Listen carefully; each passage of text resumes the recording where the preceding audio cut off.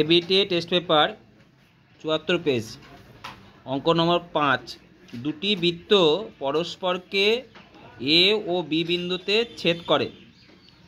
এ এবং বি বিন্দুগামী দুটি সরলরেখা বৃত্ত দুটিকে যথাক্রমে পি কিউ এবং আর এস বিন্দুতে ছেদ করেছে।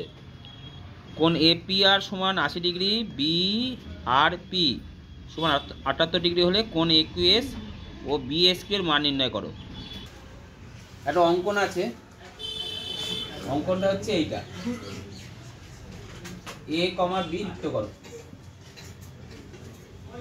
বইয়ের অঙ্ক, সহজ অঙ্ক কিন্তু এটা। হ্যাঁ, তাহলে আমরা জানি, যেহেতু ২ নম্বর প্রশ্ন, আমরা জানি কোন বৃত্তস্থ চতুর্ভুজের যে কোনো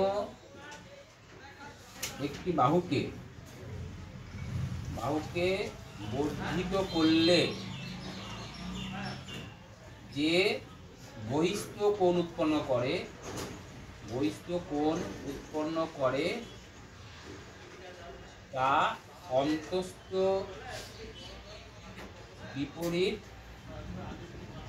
কোণের কি সমান। তাহলে এই কোণটা কত ডিগ্রি হবে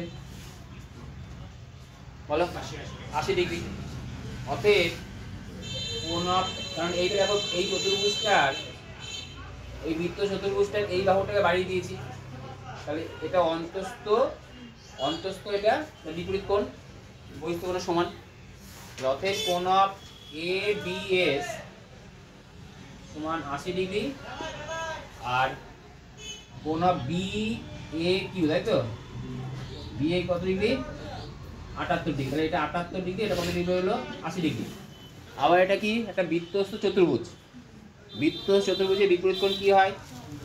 তারপর লিখবে, আমরা জানি বৃত্তস্থ চতুর্ভুজের বিপরীত কোণ সম্পূরক হচ্ছে। অতএব কোণ of A Q S ১৮০ degree minus কত ডিগ্রি? ৮০ ডিগ্রি। কত হয় তাহলে? ১৮০ ডিগ্রি। আর কোণ অফ বি এস কিউ কত ডিগ্রি হয় বলো? ১৮০ ডিগ্রি মাইনাস ৭৮ ডিগ্রি, ১০২ ডিগ্রি। বোঝা গেছে? এই তো অঙ্ক শেষ, সহজ অঙ্ক।